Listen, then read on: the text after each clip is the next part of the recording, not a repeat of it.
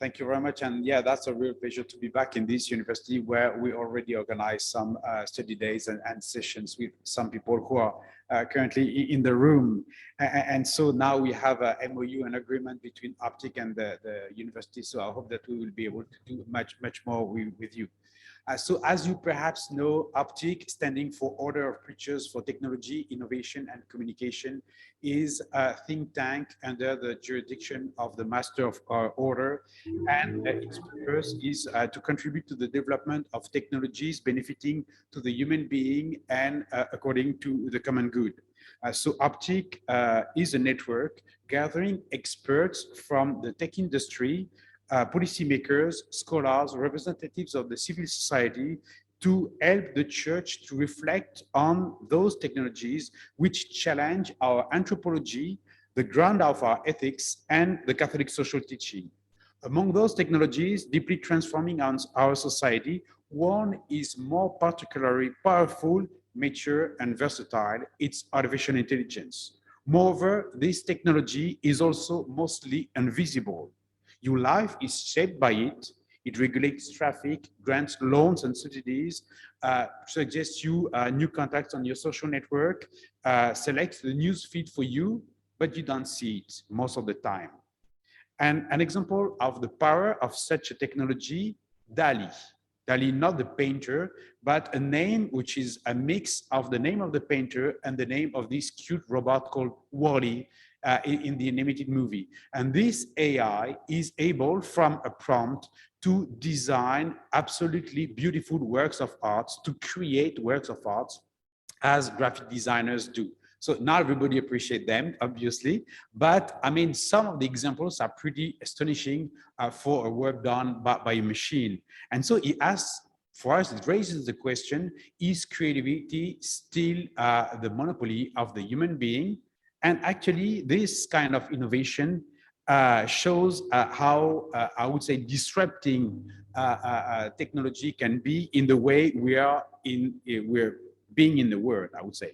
So the impact of artificial intelligence in our life is, for me, a real social issue that concerns us all.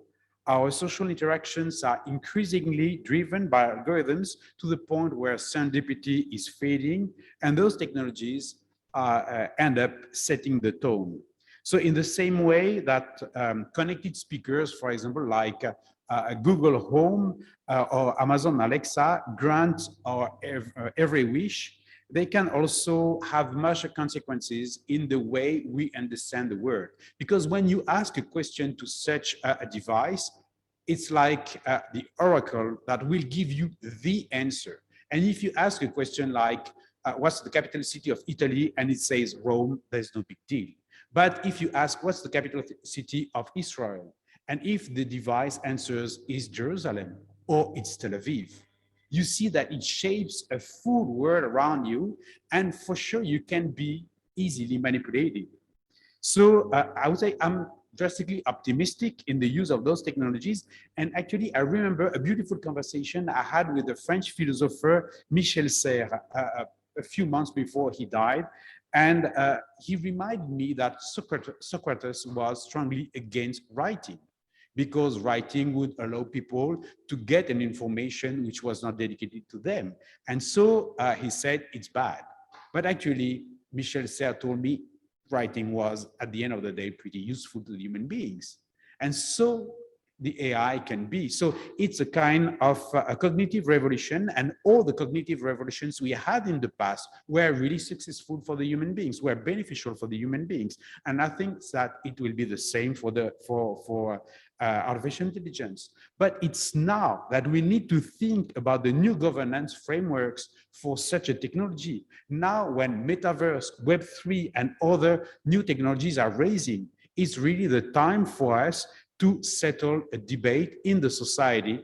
And this is a debate where the Catholic Church has a voice to raise. And we have to do it together. And so that's my pleasure tonight to welcome three of the members of this task force that worked for OPTIC on this topic of being human at the age of artificial intelligence. Father Anselm Ramelow from Berkeley, Marius Dorobantu, who's here from Amsterdam, and Brian Green, also from the Bay Area.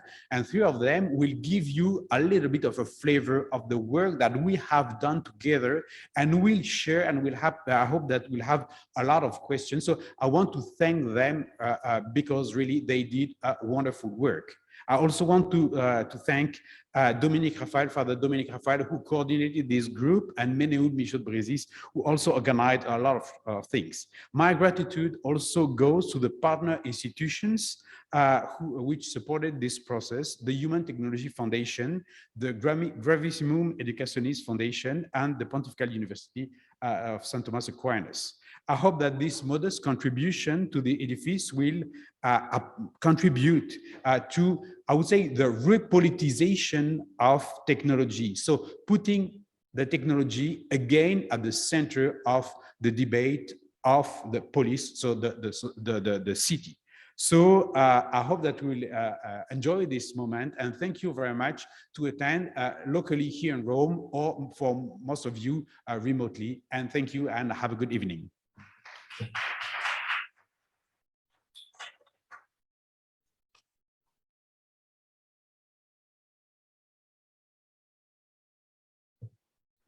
Just to present the first speaker, so it's Father Anselm, who is from the Dominican School of Philosophy and Theology at Berkeley in California.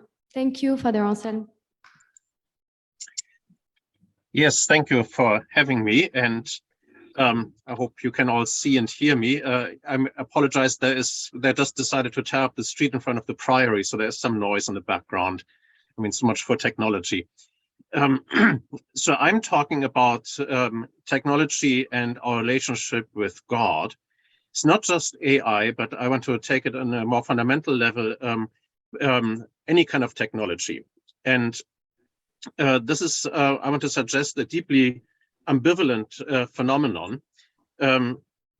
People have talked about the neutrality of technology, whether technology is a neutral tool that you can use for good or ill, and in itself it doesn't have any tendencies. And so people argue about that. I think one cannot say that so much in general, but I do think it's never spiritually neutral. There is always something involved in it, in our relationship with God, and that may be perhaps an unusual claim, but I want to illustrate that. The first thing to notice, as Father Eric said, one should be in some way positive about that. And there is indeed reasons to think that God wants us to have technology. God himself is a maker, and he has made us in his image and likeness. And so that means we are to be makers too. And presumably even before the fall, there may have been some form of technology at least, or some form of making, be it at least language, which did exist before the fall, or some forms of art perhaps.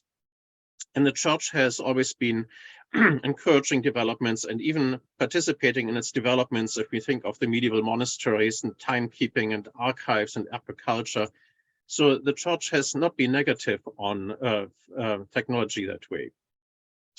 After the fall, technology can help to alleviate burdens such as illness, labor, famine, natural disasters. However, here one should then also begin to notice some of these burdens are not bad and should be perhaps accepted. For example, the burden of caring for one's neighbor. Maybe we don't want to outsource this to technology. Maybe it is good to learn languages rather than to relegate that to translation programs.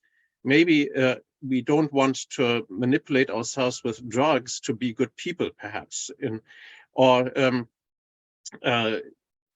perhaps, taking care of our neighbor is something, or even grief is not something we would want to medicate. That is a burden that is important for us, and that actually helps us to mend our relationship with God that was damaged by the fall. So even after the fall, there's an ambivalence there. And we can see that indeed it has been playing out in rather ominous ways from the very beginning. In the biblical narrative, the first ones to develop technology were Cain and his successors. Tubal-Cain, who was a forger of iron and instruments, metalworks, musical instruments, and the builders of cities, indeed. But it always, from the beginning, has this aspect to it that it wants to get control of our life and the consequences of the fall on our own terms, by our own power, with our own technology. And that never will get rid, however, of the consequences of the fall that have to do with the moral aspects of our lives.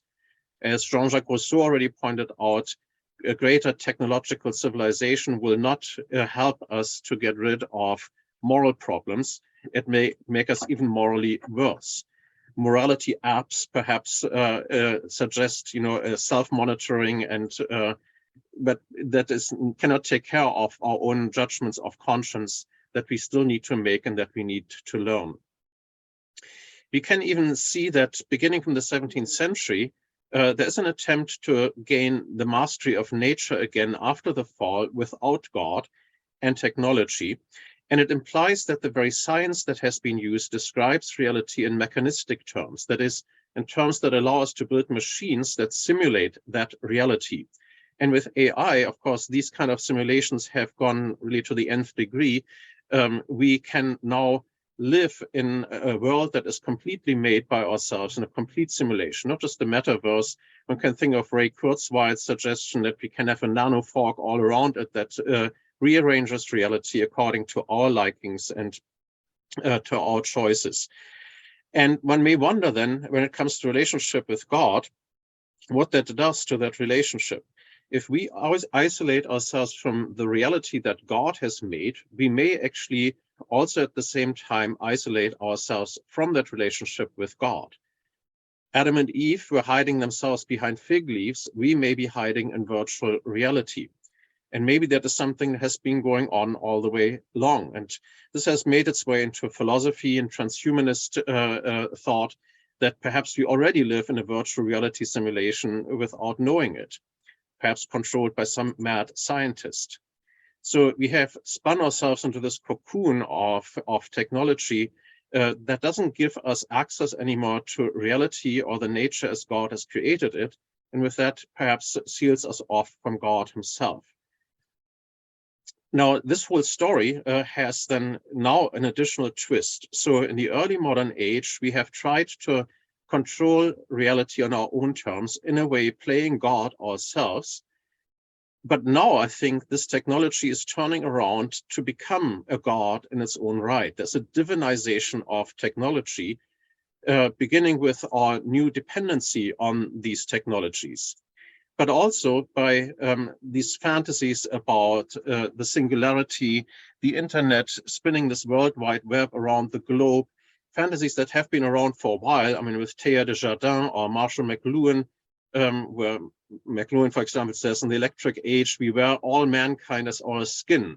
And so it is this kind of, it's a virtual reality, which at the same time is a global kind of net, which in these speculations about the singularity promise to become self-conscious in some way even. And it is in some way uniting humanity in a way that that Pentecost promised to do.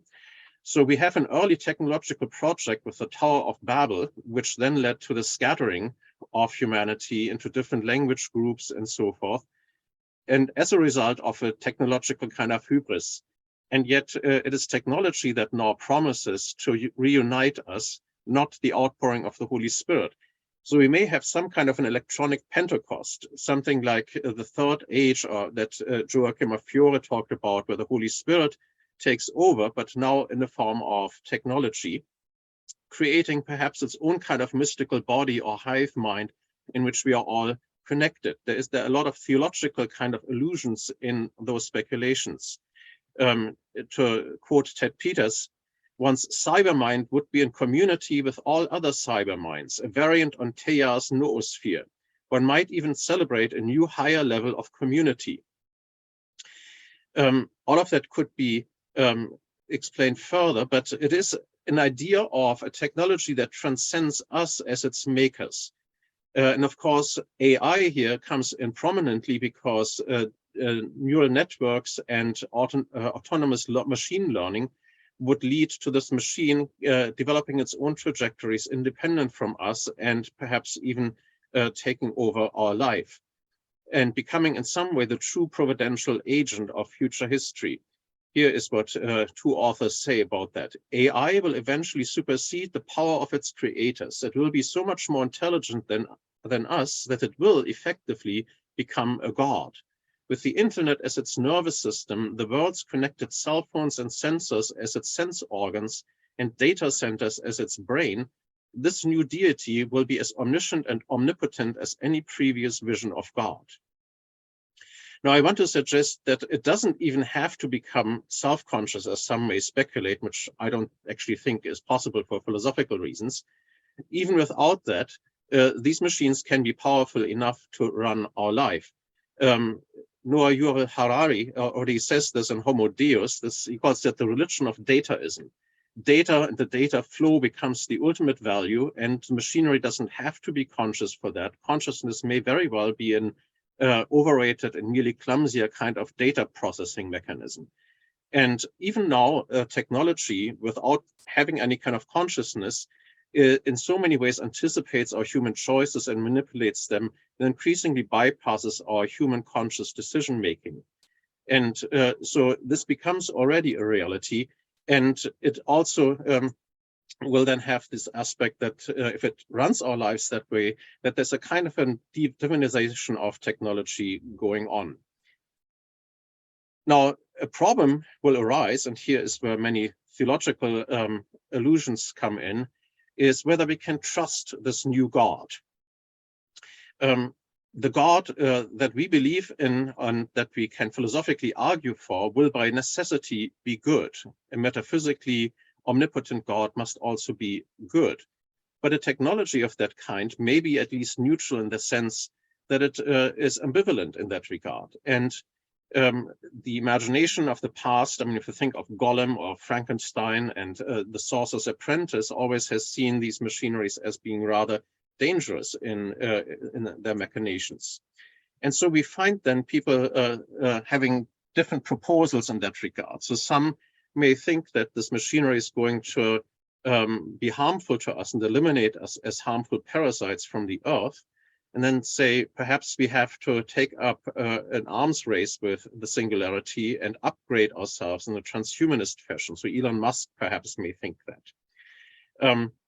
Others literally say, and this is Anthony Lewandowski, who has founded a church, the Way of the Future, in which he says we must worship this entity.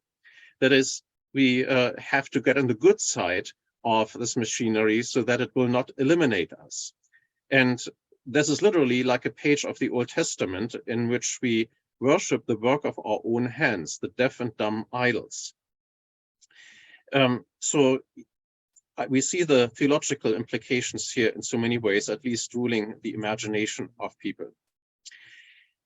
What we perhaps could then reflect on is how AI and technological mediation makes its way even into the church. We just had a pandemic in which the very presence of God and the one true mediator, Jesus Christ, has become mediated by technology, live streaming and many other kind of ways. And we should wonder what that implies. This is not a completely new question. In the 1950s, there was already discussion about whether Mass should ever be shown on TV, and the majority of the theologians at that time was actually against it. This may seem now like water under the bridge, but I think there is still a question that we should ask. I mean, especially now that this becomes more prominent. Jacques Ellul suggests that there is a desacralizing character to these technologies and their voyeurism. And that, I think, is still something we need to consider. And a number of things I could say about this. I just want to highlight one point, and that is that there is one thing that we cannot do in virtual reality, and that is we cannot eat. And we have this with communion that became an obvious problem in the age of live streaming. But I think it's perhaps not an accident that God chose food to be the one congenial medium for his presence in our lives, the sacramental medium. because it cannot be replaced by any other kind of technology or mediation. And so in that sense, perhaps our faith is helpfully countercultural. The virtual realities in which we have spun ourselves into is counteracted, I want to suggest, particularly by Eucharistic adoration. Eucharistic adoration shows us the greatest reality of all. It is all reality, but it is no appearance. It's the classical distinction between appearance and reality in philosophy. Here we have all reality, but no appearance. It can only be seen by the eyes of faith. Whereas virtual reality is the inverse of that. It is all appearance and no reality at all. So it's perhaps in the realm of our sacramental imagination that some of the answers to the question of the proper place of technology emerge. The history that I've tried to trace is that in the beginning, God made us and we made things. And then we replaced God as the ultimate maker and made things. And now finally, the things we have made become our God or an idol. And the Old Testament has many things to say about that, especially the Book of Wisdom. And I cannot get to the details here, but I think what we need to remember, it's the bottom line, that we are not just makers, we are made makers. And that means whatever we make can never be on the same level as what God makes. That is, they can only be deaf and dumb idols. The proper place for technology would be an analogy to the sacramental structure. They mean an instrumental causality in which God is the primary agent and the minister of the sacrament is the instrumental cause for these sacraments. And that is, we have to collaborate with God and we have to put God back first where he was in the beginning. And if we do that, indeed, the technology can be redeemed and have a good place. We should not forget that the vision that Scripture gives us of paradise is not a garden. The garden was there in the beginning. At the end, in the book of Revelation, we find exactly a city, the cities that Cain and his successors built. We find the heavenly Jerusalem. And it is indeed in some way an artificial environment. The second letter of the Apostle Peter talks about the great conflagration that takes place and that transforms all the materials into a higher kind of order. But it is not a negation of nature, it is an elevation of nature. And that is the vision perhaps that we should keep in mind if we are looking for the proper place of technology, and it's a positive vision. God wants us to have technology, but he wants us to have it in collaboration with him. How that is going to look like, I think, is something we cannot anticipate. It is like a work of art. Art also lives from the inspiration of God, and we cannot anticipate what a maker of art is going to make. That is a creative process. But we have to collaborate with God. We have to begin with God. And I think that's sort of perhaps where I want to leave it at this point. I may be out of time. And so perhaps we can discuss this then later further. Thank you very much.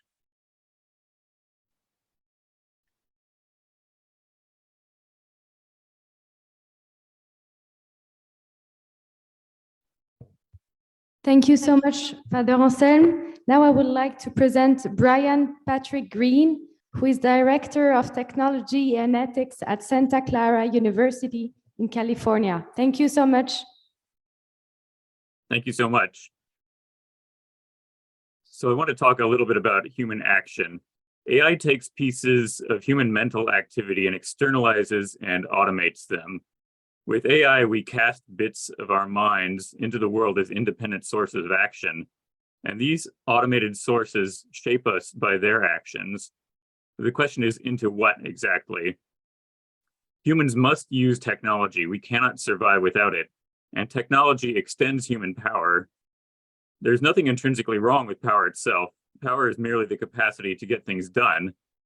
Part of the extension of human power is delegating that power to other entities under human control, which then specialize in that task. In the past, this often meant humans who followed leaders or working animals. And gradually over time, machines began to replace human and animal muscle at various tasks, and now machines are extending into the cognitive realm as well. This process of delegation and specialization makes human society into an organic whole. Theologically speaking, This should remind us of the body of Christ, where all cooperate for the common goal of sharing God's love and life with the world. However, there are many things to consider when this comes to AI. If God is love and humans are made in the image and likeness of God, then humans should be love, and therefore the activity of expressing and receiving love is critical to our human nature. Could we delegate and automate that love via AI? The answer is no. There are some things that should not be automated because they are too central to who we are as human beings, and love is one of them. Everyone should love God and neighbor. Can AI help with that? Very likely, yes, but in a supportive role, not as a replacement for humanity. In the Summa Theologia, St. Thomas Aquinas argues that human groups have 5 objectives that need to be fulfilled by society as a whole. Human groups need to survive, reproduce, raise children, live in society, and seek the truth. AI can help in these areas, but it cannot replace us. AI cannot survive for us, nor reproduce for us, nor raise our children for us, nor live in society for us, nor seek the truth for us. These are things that we humans need to do. AI can help, but only help. There are 12 key areas then where AI should be very carefully understood in its likely effects upon humanity. That understanding directed towards the goal of respecting, and that understanding directed towards the goal of respecting and loving our fellow human beings in all of creation. For the sake of time, several numbers have been cut out of this list, and all of them have been reduced, but see the full paper for more. So I'll start with number 2. One power of AI is seemingly to personalize our own identity more and more by associating, for example, only with people who agree with us, watching only media that we agree with, and so on. But this inward-focused identity formation radicalizes and extremifies us, splitting us into echo chambers. It is epistemological balkanization. Our identity is strongly constituted by our relationships. But if identity formation is mediated by AI, then is it really the individual forming their identity or the AI?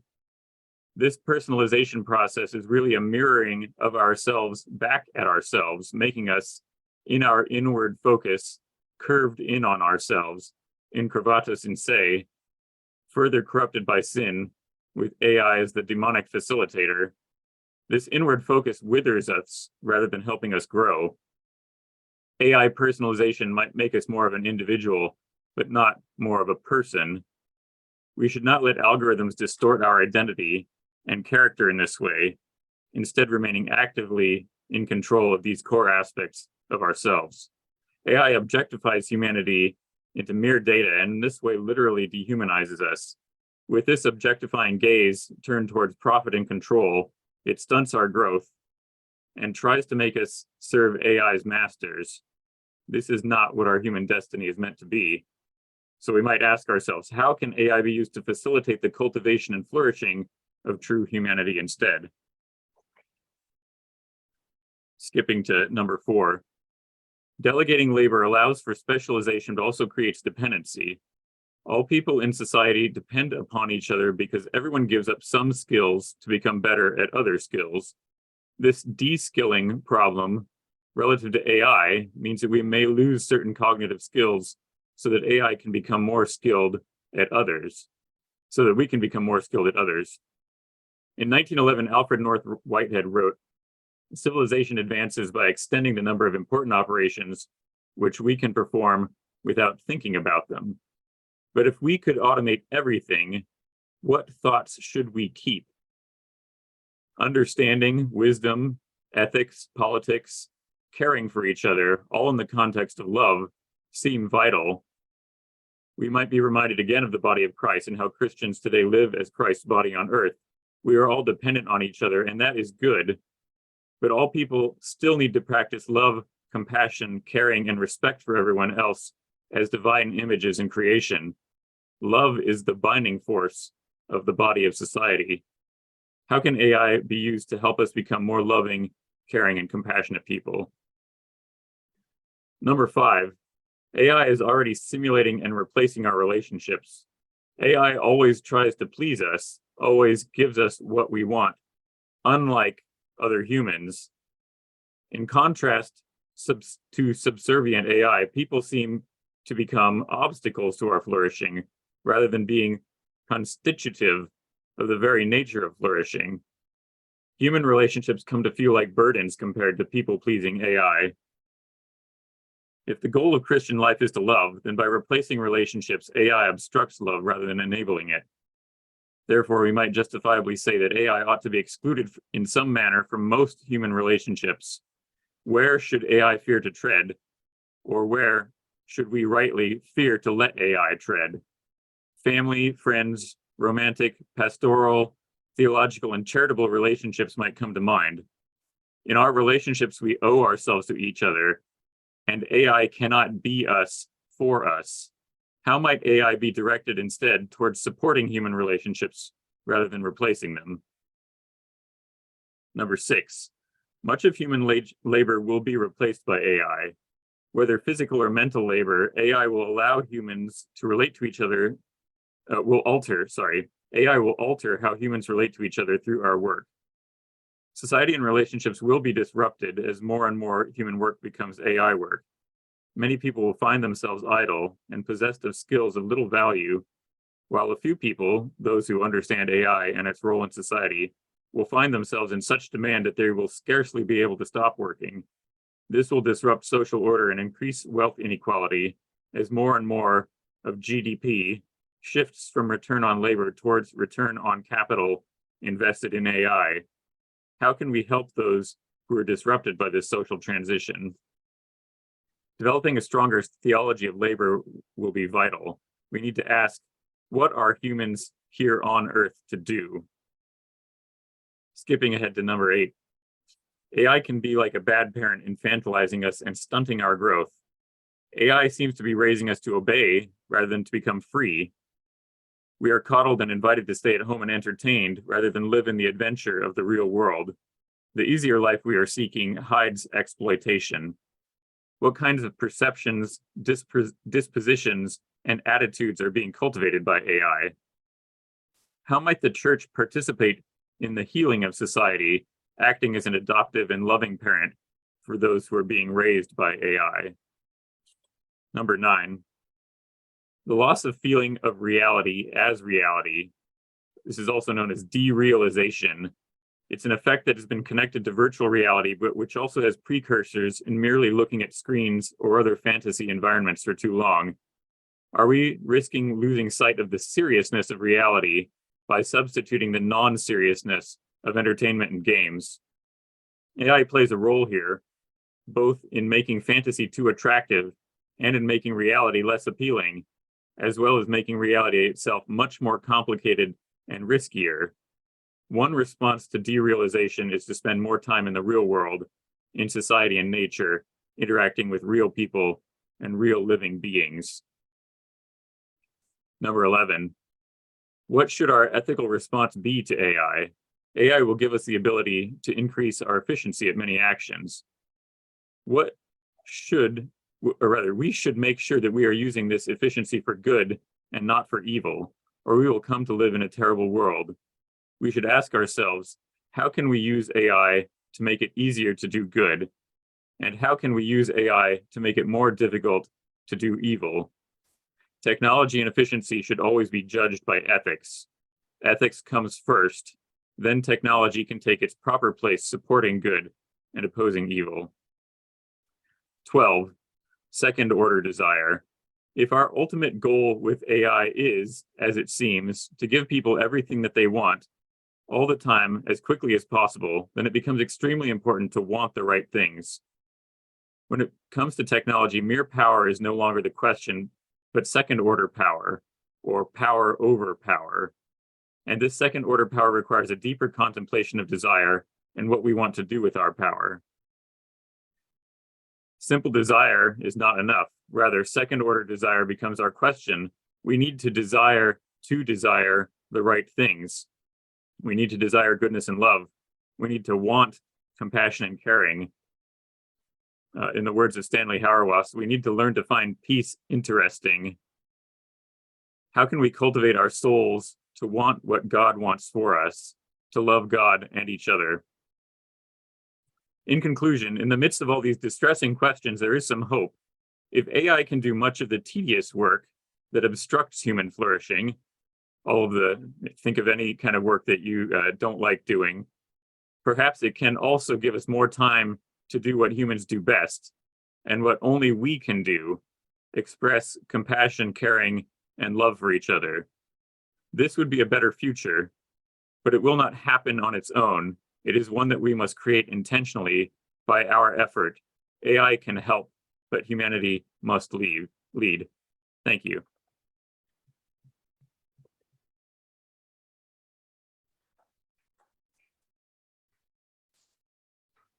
Thank you so much, Brian. And now I'm very pleased to welcome Marius Dorobantu from Vrije Universiteit, who came just from Amsterdam, actually, to come to this event. So thank you so much, Marius, for coming.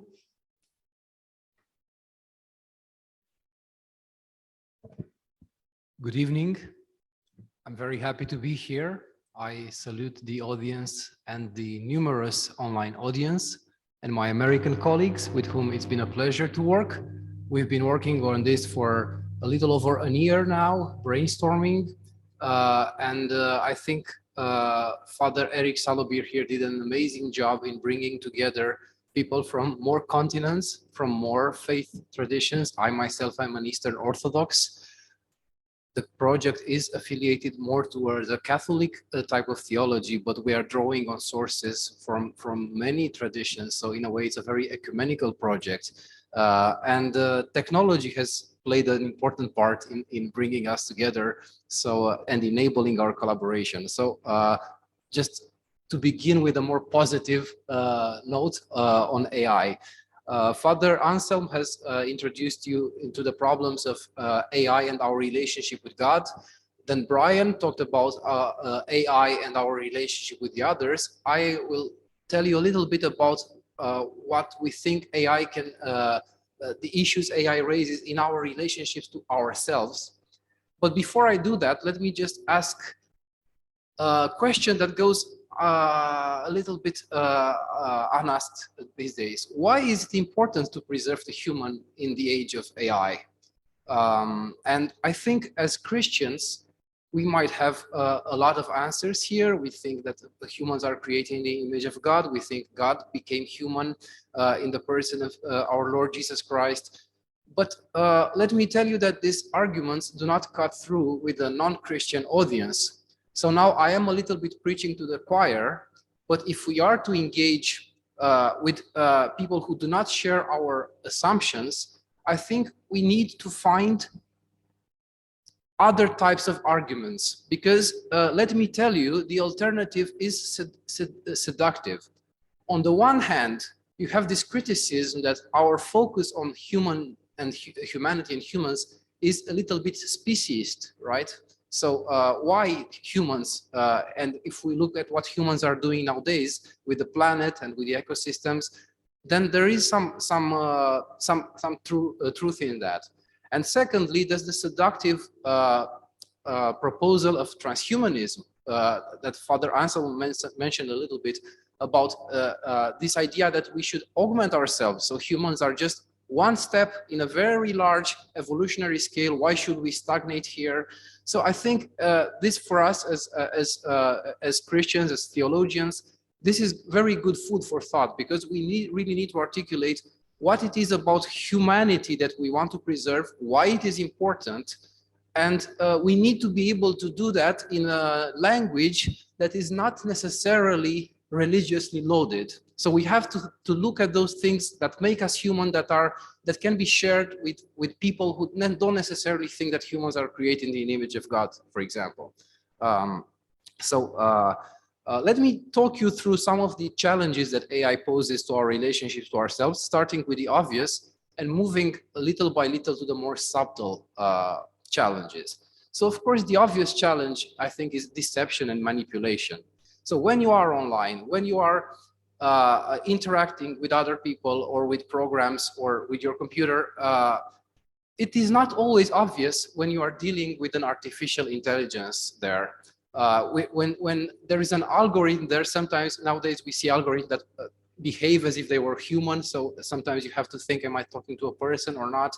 But other times, this is more subtle in the sense that the algorithm is constraining your choice space. So you think you're making your choices, but actually what's going on is that you are being fed a very limited number of things from which you can choose. So you have the illusion of free will, but actually you are being channeled on very specific pathways that actually leads to someone's profit in the end. So it's about money. But in that process, we are losing a little bit of our agency, I think. So, and also we are being surveilled. So everything we do online is being stored and then sometimes used against us. So if I click on some things, then the algorithm realizes what kind of person I am, and it is able to better serve me better temptations next time. It will serve things that trigger me, that make me emotional, because those are the things I'm likely to click on, and then somebody can make money out of that. And I think in the Christian tradition, we have a very eerie resemblance from that in the form of demonic intelligence. In the medieval theology talks about how demons are trying to tempt us, and they're trying to learn who we are so that they can better conceive their temptations. I'm not saying AI is the devil. I'm just saying it shouldn't be. So we have to be careful there. So I think from a Christian perspective, the criterion is what kind of habits are being fostered, right? Is it something that leads to virtue, or is it something that leads to vice? So AI could be used for good, for example, to foster good habits, I think, not forcefully, not in a brave new world kind of way, but still there is an opportunity there. Secondly, a more subtle challenge from AI has to do with a sort of atrophy of our decision-making capacities. So there's always a trade-off between convenience on the one hand and loss of privacy, loss of agency on the other hand. And we have to admit, if we are honest, that AI and algorithms in general technology makes our lives much easier, right? So it is sometimes just easier to default to what you are being suggested. It suggests this video, it's very likely it's going to be interesting because the algorithm already knows you. So I think in some respects, if you're talking about your Spotify playlist, that's almost innocent, right? So I will trust the algorithm most of the time. But then when it comes to things that are more important for me, like job applications, like romantic suggestions, like political ideologies, I think there is where we have to preserve, like to resist a little bit and preserve our agency, even if it would be easier to resort to the algorithmic suggestions. Because I think what you don't use, you lose. So if we keep delegating these decisions to AI because it's so easy, we might find ourselves incapable of making good decisions in the future. The example of the GPS, right? You always follow your GPS. It's easy. It takes you where you need. But then suddenly you're in Rome. You haven't been here for many years. And if you have to orient yourself without, and the network is down, or you have no battery, then you're lost, right? You look around, or even worse, you're on the wheel. So you have to make decisions suddenly. So you can see where I'm getting at. And that's still not so severe. But when you're talking about other types of decisions that are important, I think there is where we should be attentive. And also I see that I look at myself, I look at the people I know, and there's a tendency to very quickly delegate these kind of things too easily, I think. And there are people who are even arguing that, well, AI is making so good decisions that there's actually an ethical responsibility to let AI make the decisions for us, because we are biased, we are cognitively flawed. So the algorithms will always be fairer and will make better decisions. And in some cases that is true, but I think, well, here the Christian idea of being in the image of God, which also comes with dignity, but also with responsibility. So we are stewards of creation.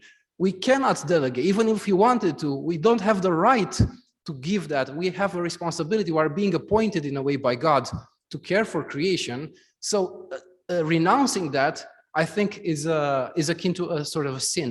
I hope I'm not using too big words in this respect. Then we have the issue of, well, what does Christian tradition show as being important about being human?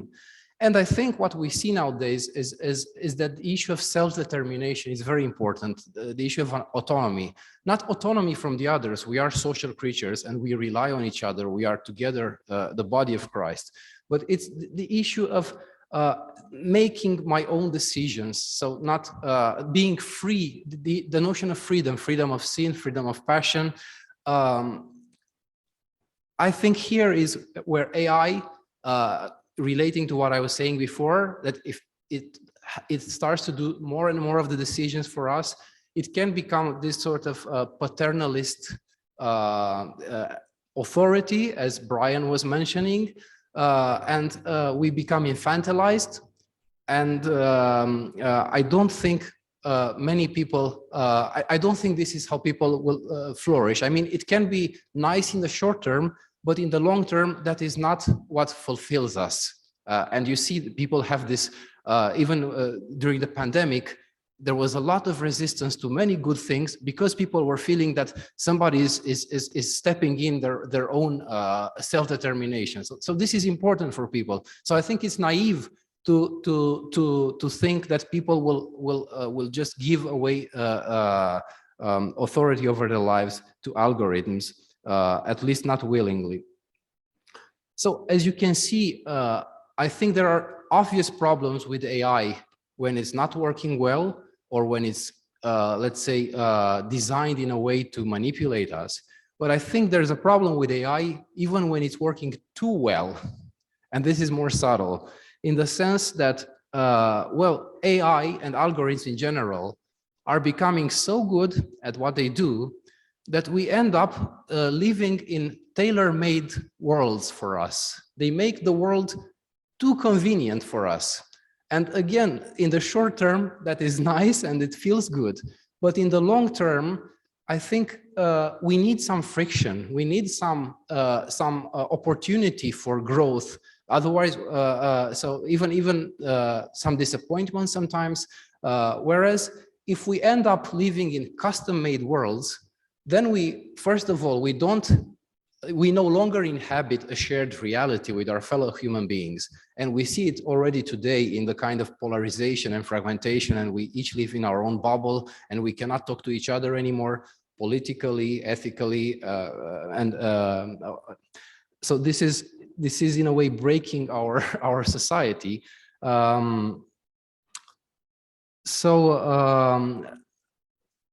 If AI works too well, I think there is a danger that it makes life too easy in a way.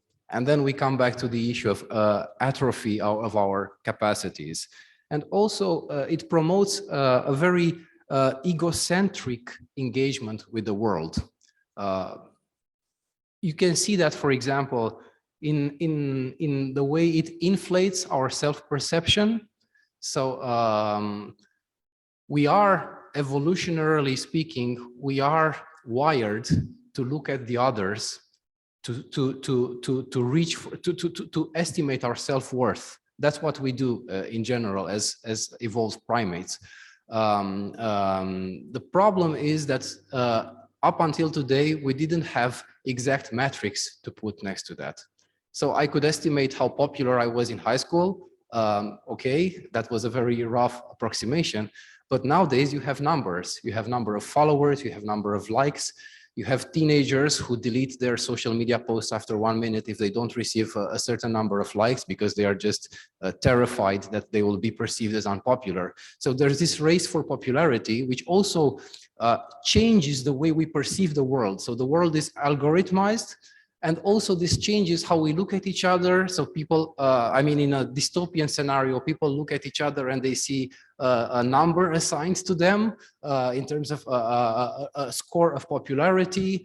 They think too much, they overthink about how they are being perceived in the world, and they are maniacally monitoring those numbers and trying to increase them, and that does not lead to a kind of healthy behavior. Most of the times it leads to extreme behavior. So you can just watch I don't know, Black Mirror or something like that to see an example of what that can lead to. And also, besides this inflation of the self, it also changes the way we engage with the world, because the algorithms, when they create this world of information for ourselves, I feel that they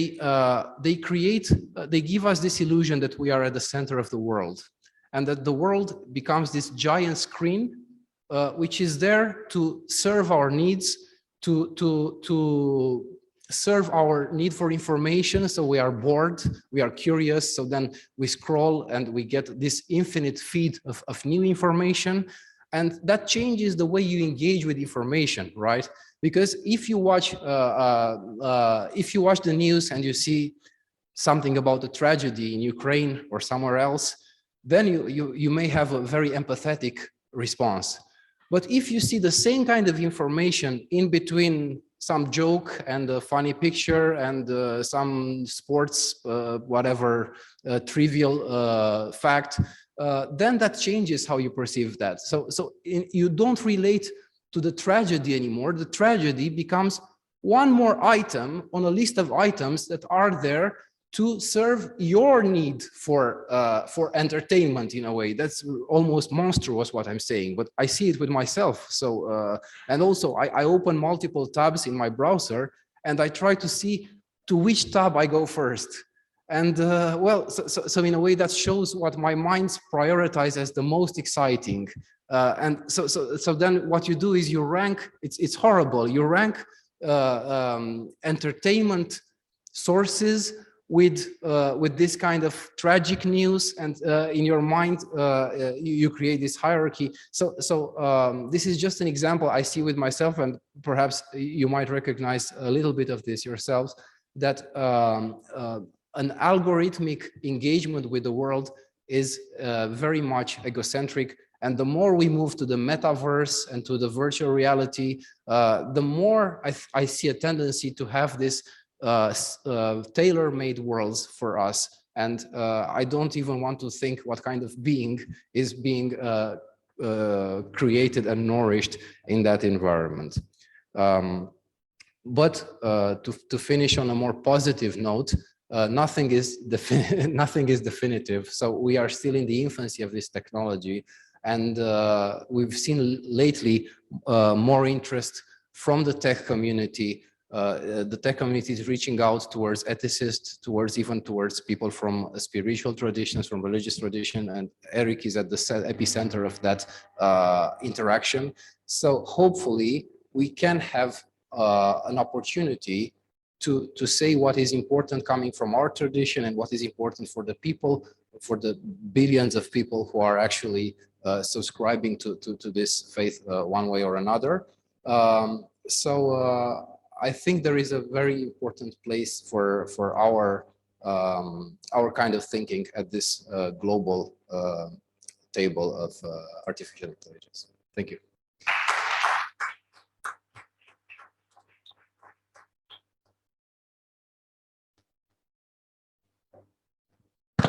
Thank you so much, Marius. Now, if anyone has questions or reactions, people that are physically here, but also online, we'll open the chat. So maybe we can see if there are already some questions. If you are online, please, and also your name, and if your question is direct to someone in particular, tell us that too, and I will read it out for you so everyone can hear.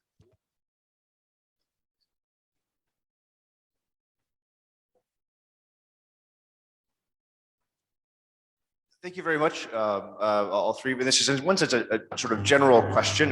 So my name is Father Thomas Davenport, a professor of philosophy here, and I apologize. I'm teaching epistemology this year, so the idea of knowledge and intelligence, the relationship between sensible and intellectual knowledge is deep in my thoughts at this moment. In a couple of things, it came up in a little bit in each of the talks. when we talk about, so we talk about this as artificial intelligence, but so there's this microphone is cutting in and out. Okay, there's a separate question. Okay, in what sense is this intelligence in the full sense of human intelligence versus not? But as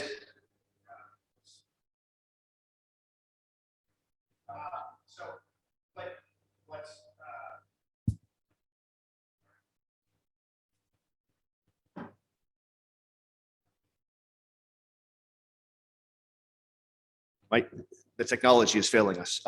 So the question, what seems to come out in several of the talks is this notion that, in a certain sense, as a artificial construction built on taking in various kinds of input and spitting out kinds of data for us, in a certain, we were trying to impose some sort of Thomistic framework on that. There's a way in which it becomes a very, very complicated, sensible intellect without ever rising to the level of abstract knowledge, and a way in which it also only ever engages us at the level of sensible knowledge, that it's presenting, and that it's what makes artificial intelligence so successful is the way in which it sometimes bypasses our intelligence and goes straight to our emotions. That came up in various points of this, where that as a tool, its very nature is to work on the sensory and the physical data aspect of things, what's quantifiable, what's observable, and to present what's quantifiable and observable as appetible to us on a kind of passionate level, without really ever gauging us as intellectual beings, as not just spiritual beings, but simply as knowers.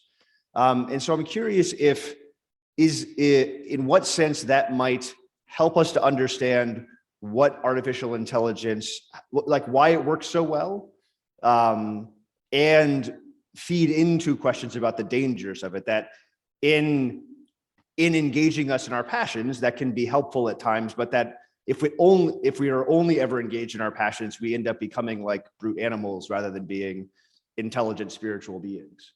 I'm curious if that's a helpful tool or resonates with your own reflection on artificial intelligence.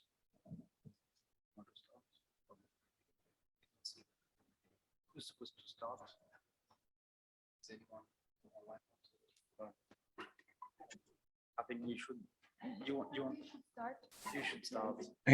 I don't know if you can see me, but I mean, I could say something if you want me to. Yes? Okay. I'm not so sure that this is actually primarily about the central. Computers don't have even central capacities.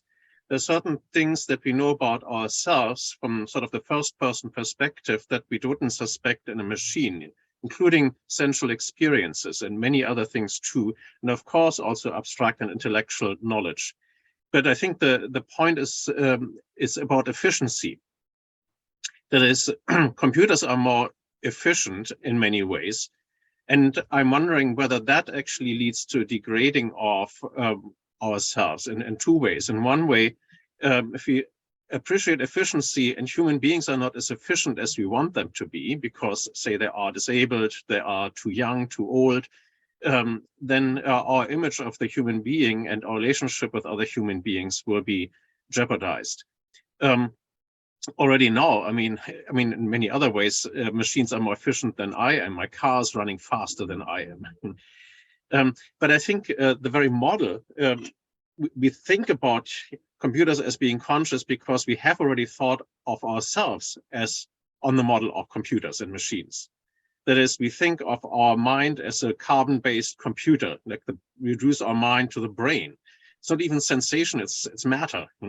And that, I think, is why people then can think that computers can be just as conscious as we are. But I think we have to discover ourselves first and all the things that don't happen, and that even includes sensation. And of course, it does also include, abstract knowledge. if I may come into this, put very simplistically, I think what we see happening in current human-computer interactions will trigger us towards a more humble kind of theological anthropology, where we think we are this complex creature, and we've said that for the whole history. We've set a very clear delineation between us and the animals. Well, of course, now in the last 100 years or so, that line has become more blurred, and we know that the animals are also capable in many things that we thought they were uniquely human. And now what AI shows us, I think, is firstly, that computers can do some things much better than we do. But secondly, that it takes so little sometimes to break apart the human being, in the sense that you think you have this agency and you think you have your opinions and so on. And then you see that with a few data points, an algorithm can so easily place you in a box with another 1,000 of similar profiles. And then based on that, serve you exactly the kind of thing that will work for you. And they do this, you saw this with Cambridge Analytica, where they managed to steer exactly the kind of critical mass of people from one place to one side to the other. So I think theologically, if you look at this with an honest lens, I think it teaches us that we are more manipulable than we like to think we are. And for me, that emphasizes even more the need for spiritual practice, the need for cultivation of virtue, because let's say just by nature, without any kind of special training, we are like children in the hands of these bigger powers. And by that, I don't want to say that the algorithms themselves have any agency, because that can obscure the people who are behind the algorithms and the companies that are profiting.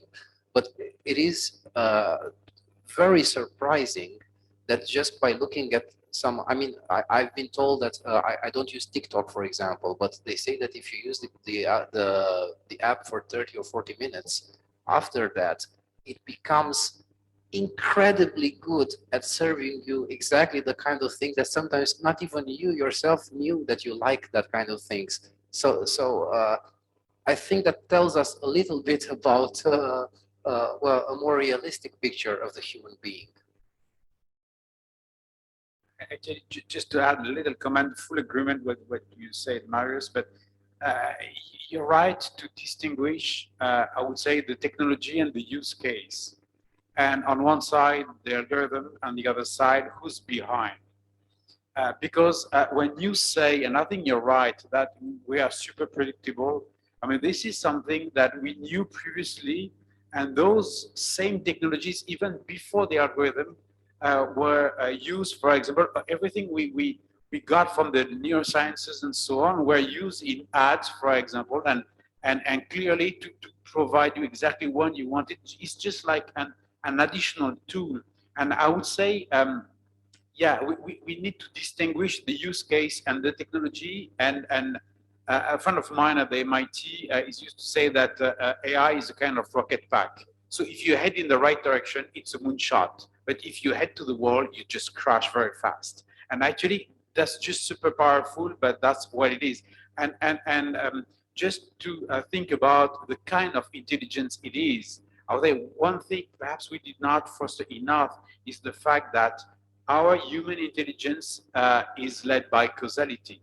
Causality does not exist in algorithms. It's only correlations. At least nowadays, the state of the art in machine learning, it makes mostly correlations. So all the customers who bought this product also like that one. But we don't know if it's because this one leads to the other one, or the others are the flip side, or if it's just like a correlation, but there's no connection between both of them. And so if it's just like recommending a new product on Amazon, it's not a big deal. But if you use this kind of algorithms in predictive police or predictive justice, everything which involves something of the human being and the human life, you see that this correlation, unfortunately, it's not suitable for that. And so that's part of the limitation of what we call intelligence, but I would say artificial intelligence does not exist exactly. I'll just say, oh, sorry, I just want to make one last point, which is that just to agree with what everyone else said, don't give artificial intelligence too much credit. This is something that in a lot of ways, when it's trying to act like a human, it is doing a good job acting like a human, but it is an act. It's an impression. It's a intentional deception in a lot of ways. And so we should recognize that when we're seeing it act that way, that it's been designed to fool us. Yeah, and I think we are under the impression that if a simulation is perfect enough, it becomes reality. And I think that's not correct. A perfect simulation is all the more a simulation because it's a perfect simulation. And so it's not a point of approximation. It's still categorically different. And I think we sometimes mistake that. Yeah. I also want to highlight, I mean, Marius, you made a very important point about decision making and that we shouldn't abrogate that. I mean, that's part of being in the image and likeness of God, but it's also something that is undercut. I mean, computers can anticipate what we would like. The next step is they already make the choice for us to go and buy it or provide it in some other ways. And so we never exercise our faculty of free will. And we are prone to fall into that. Thomas Aquinas actually was not very sanguine about that people would resist the clickbait, basically, because he said, I mean, this was about how the stars govern our fate. And he said, well, the stars incline us to certain things that don't necessitate us, but the majority is going to follow that anyway. Only the wise man is going to resist that, because by reflection, somebody who's wise can take a step back and survey the landscape and make a conscious choice. And that, I think, is something we need consciously to cultivate, as you yourself in a way indicated, that we to take that step back and cultivate our own decision-making processes. Thank you. I have two questions. The first one is for whoever wants to answer. What would be the ethical implications of using artificial AI to enhance human intelligence, to in some ways upgrade, let's say, brain capacity? Brian, I think that's your territory, more or less. Sure, I'm happy to take this one. First of all, I think that when we talk about AI upgrading human brain capacity or enhancing us or things like that, it's a very, very broad, it's a very, very general question. It's almost too abstract to answer because there are lots of ways it can do it. When I use my phone as a calculator or something like that, I'm enhancing my brain capacity by using a device to help do that. But of course, the more extreme example would be, for example, trying to put AI into our brain directly or through some sort of brain-computer interface or those sorts of things. And once again, it's hard to answer questions like this in the abstract because we can think of examples of, for example, if a person has locked-in syndrome and they are mentally present, but they have no ability to move their body anymore. And this is actually something that they discovered is much more common than we thought. We thought a lot of people were in persistent vegetative states, but actually we're experiencing locked-in syndrome. If there would be some way to give them a brain-computer interface so that they could interact with the outside world, that would be an incredible relief to their suffering and give them the ability to interact with their families and friends and be more of a part of society again. But if you're talking about using this for enhancement so that you can just surf the internet with your brain, that's probably not a good use of the technology. So I think that we have to think very carefully about the trade-offs and what exactly we're trying to pursue when we do that. Because it's very obvious that there are good uses of technology to help us become better people, to do more things, to make the world a better place. But we have to make sure that our technology is actually doing that and not just distracting us or actively harming us in the way that we are interacting with each other in the world. And of what kind of intelligence gets to be enhanced, because there are various types of intelligence. And it also matters who the people are who create that and what do they think intelligence is. And that's where you get the question of diversity, because nowadays the persons who are doing this are mainly men, engineers, rich, in a certain white, in a certain geographical space. And for them, intelligence is very much related to enhancing memory, problem-solving capacities, rational decision-making. And if you think about that, I mean, let's just take theoretically the case that it was possible. Then you run into the problem of creating something that is less human than we are after a certain threshold. Imagine this hyper-rational creature who has the memory, it never forgets anything. So first of all, how would that work? Because part of what makes us human is that we forget, and because we forget, it's also easy to forgive sometimes.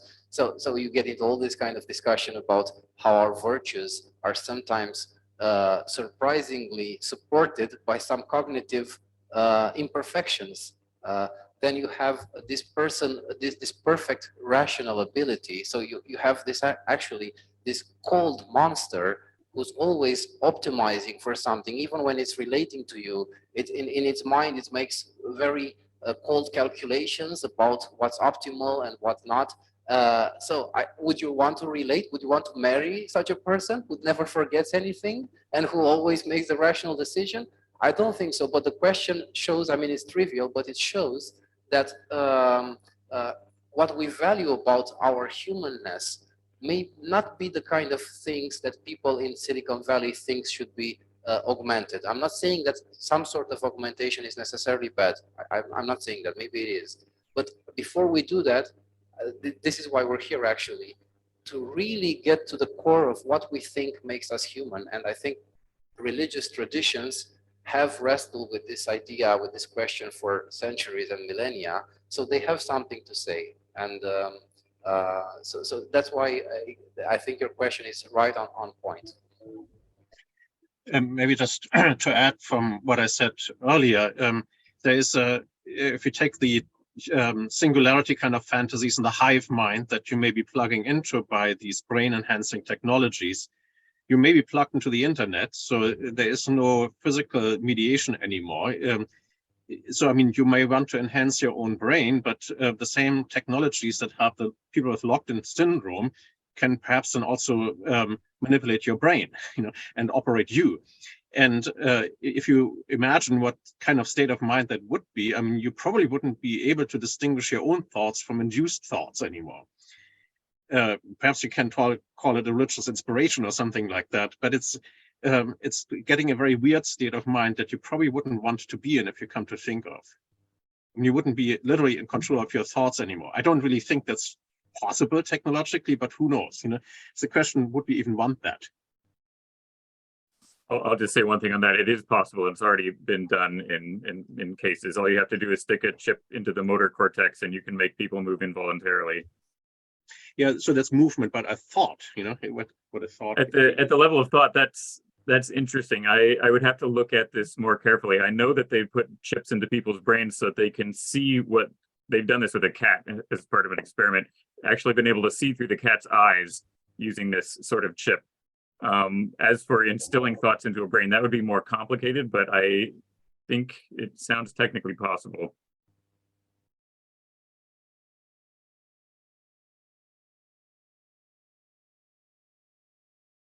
Thank you so much for all these questions. And now I would like to have a special thank to Monseigneur Thivierge, who also contribute to this work through the Fondation Gravissimum Educationis.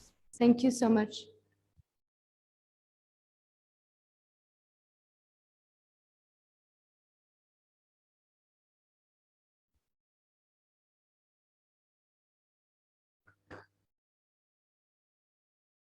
Essendo in Roma, la mia tentazione sarebbe di parlare italiano, but I will speak English. I think it will be much easier. So good evening to all of you, and thank you for giving me the floor tonight. But first and foremost, I think, just to give a few words to explain a little bit my presence here tonight, I think it's very important to know the context in which I'm evolving. I'm working at the new Dicastery for Culture and Education, ex-Congregation for Catholic Education. We're still Catholic education, but it's not said Catholic anymore, but we are culture and education. So as you can imagine, in that type of context, you can imagine that for us, all the questions that were raised, all the horizons that were open for us tonight are extremely, extremely important. In fact, I had been trying for quite a while now just to make sure that we will try to organize a specific study, especially for our universities in school, but mainly universities. As you can imagine, in our setup at the congregation, we have 1,760 universities and 210,000 schools all over the world. So we receive, as you can imagine, a lot of questions to which we are not in the right position to answer. As long as we talk about canon law, sorry about that, Mr. Vice Rector, as long as we talk about canon law, usually, not always, but usually we can answer. I'm not a canon lawyer, as I'm myself, but we have a good set of canon lawyers who can answer the questions. But when we come to artificial intelligence, I mean, we are a little more embarrassed, as you can imagine, very, very embarrassed. We have among our universities, well, a certain number of people that are extremely, I would say, advanced and extremely experts in all that. But the point is that from the congregation, I'm also in charge of the foundation, Gravissimo Foundation. That is the pontifical foundation that belongs to the dicastery.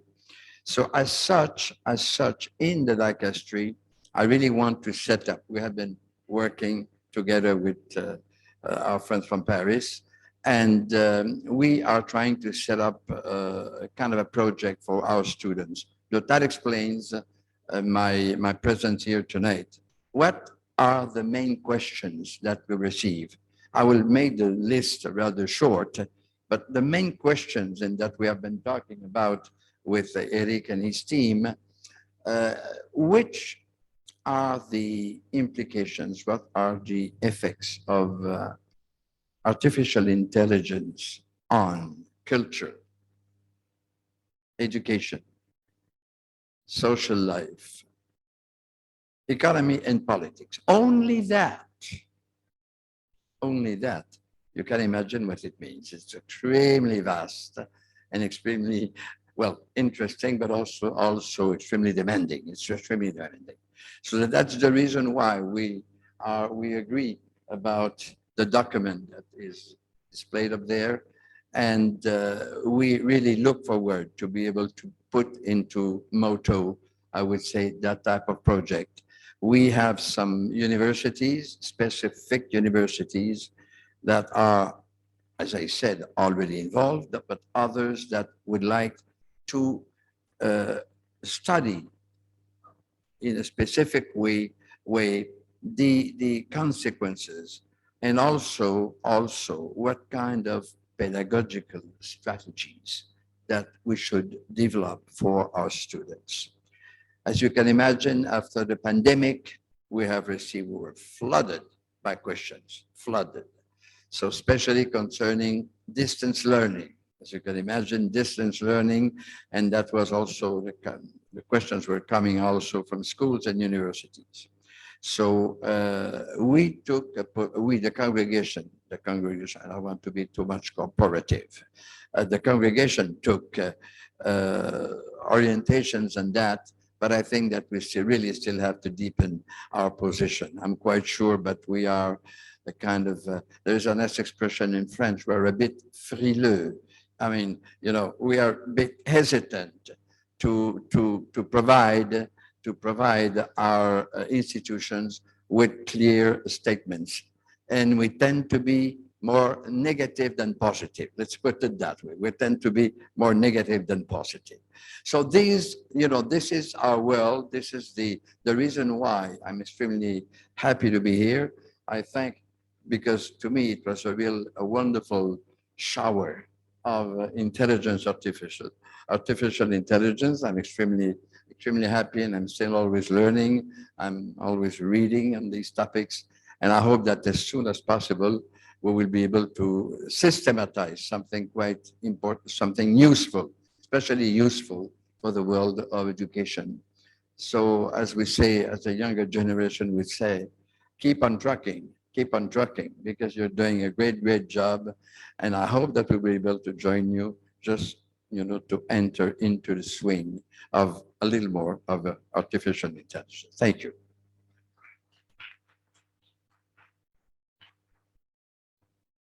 Thank you very much, Clara. Thank you very much to all our speakers and participants.